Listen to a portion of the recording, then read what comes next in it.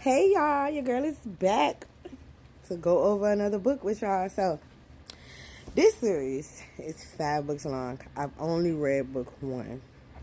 So I'm gonna give you a preview of book 1. Hopefully you'll read it.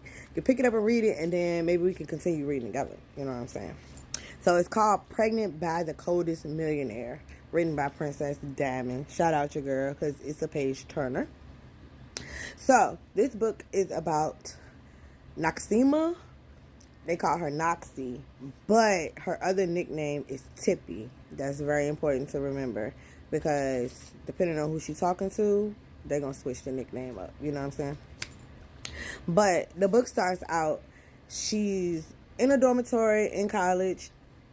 She's a part of this cheer squad. She's the captain, and they're going to nationals. They're trying to go to nationals. So they're getting ready for competition. This is the night before the competition. You know what I'm saying? And her girls are in the room, and they're talking. And so it's 4 friends. It's Selena, a.k.a. Soul. It's Arletta, a.k.a. Let.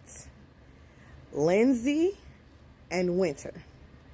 Now, the girls are talking about going out. Lindsay is her roommate.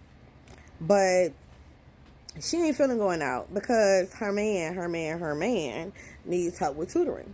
So her man's name is Zadie, and was Zaid or whatever. So Zaid, he lost his father, and he used to be on the football team, and it took a toll on him. So he ended up losing his spot on the football team. He went from being an NFL prospect to being irrelevant.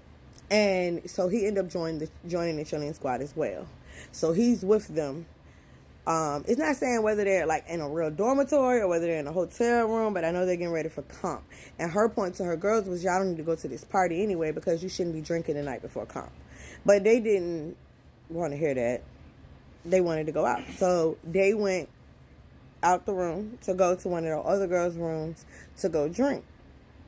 So Zay comes over. And Zay comes early. You know what I'm saying? So she's really not expecting him. So keep in mind also that your girl Noxie is a virgin. She's never had sex and she's saving herself for marriage. Now, Zayd is her fiance at the time. But they've never engaged in anything outside of making out at this point. So when he gets to the room, she has on her sports bra and her little briefs from cheering. But she had been working out. So she normally doesn't even dress like that in front of him. And she was going through her drawers, trying to find something to wear. And she was having a hard time finding it. So he kept pushing up on her. And she was trying to push him off. Like, no, like, chill. Like, what are you doing? You know what I'm saying? So it got to the point, man, she knew he was drunk when he got in the room. So she was at the point where she was ready to tell him to leave because he was making her feel uncomfortable. And he's never made her feel like this before. So I just want to let y'all know right now, trigger warning. Don't want to trigger anybody. If this is too much, please fast forward or I'll see you on the next video. But he attempted to force himself on her. And thank God her girls came back in the room. And by the time they got back in the room, he had taken her clothes off her and had a pillow over her head. And he was trying to, get his due on. So the girl that walked in first was Lindsay, the roommate. And she like, what the fuck is going on in here? You know what I'm saying? And Let is like, oh, they just doing what, married people do. Like, you know what I'm saying? They engage, you know what I'm saying? She's just engaging with her fiance. There's nothing wrong with it. You know what I'm saying? They're doing exactly what they're supposed to do. So Lindsay is like, that's not what this looks like. So they asked Soul, and Soul was the third person into the room. So Soul is like, honestly, I did not see whatever was going on. So I'm not sure what was going on. Whatever. So at this point, Zayd is trying to apologize. Like, please don't tell the coach, because if you tell the coach, I'm going to get kicked out of school. If I get kicked out, then we're not going to be able to go to competition. Now, the backstory with Noxie is that her mom had a career as a cheerleader. So she's following in her mom's footsteps. So she really, really wants to be able to obtain everything that she's doing. And she knows that without Zayd for the competition the next day, that they might not be able to do it. So Let is trying to just talk her out of even telling anybody anything, because if you get the police involved, then that's going to take shit to a whole nother level. So everybody ended up leaving besides her roommate. She asked her roommate to stay. And they went ahead and tried to call the coach. The coach did not answer. So they called the assistant coach, which is another very important fact. His name is Jimmy. So they called Jimmy. Jimmy comes over and she tells Jimmy what happened. Well, Noxie had a hard time recanting the story. So Lindsay told her point of view, and Noxie corroborated it. Like, yes, that's what happened. She has it right. You know what I'm saying? So when she corroborated the story, Jimmy was like, are you sure? Because are you sure? Do you know what you're saying? Are you sure this is what you want to say?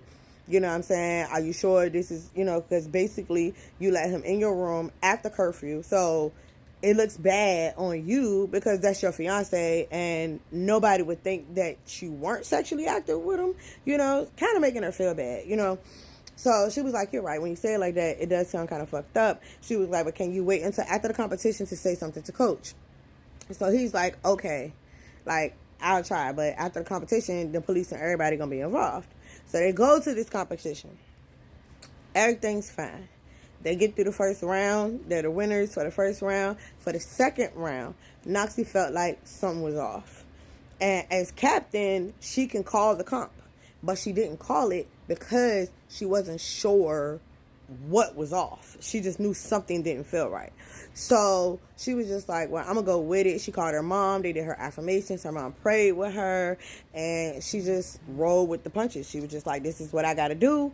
Maybe it's just all in my mind. Maybe I'm just tripping because I really want the win. Because if they won, they would have been national championships. They would have been champions. But, so she goes and they do the second set. So they get almost through the whole entire routine. They're at the last stunt. So apparently they had like a flip into like a basket toss and then another flip or something like that. It was a complicated stunt. It was very complicated. So when she came down, now usually in the stunt you have like 3 people. You have 2 bases and you have a back spotter at minimum.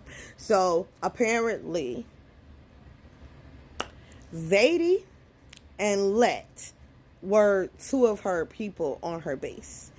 And so was Soul. So Zadie and Let moved out of the way when she came down. And she ended up breaking her back in 8 spots, her legs and her arms. She ended up in a full body cast. When she finally regained consciousness and was able to talk, come to find out, Jimmy told Zayd what happened. And once Jimmy told Zayd,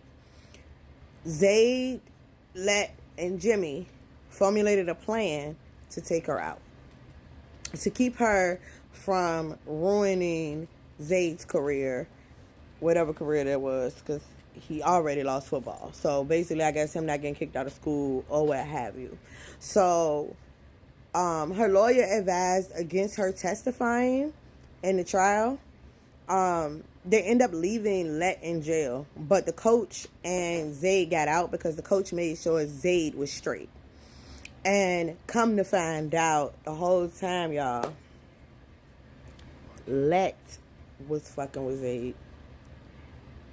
This dirty bitch. That's why she acted like she didn't see the rape. And she was pregnant by him. And they've been messing together the whole time. So, like, wow, right? And so, she forced her attorney to let her testify. And her testifying in the trial resulted in Zayd getting 25 years with only having to serve 2. And Let getting 10 years with only having to serve 2.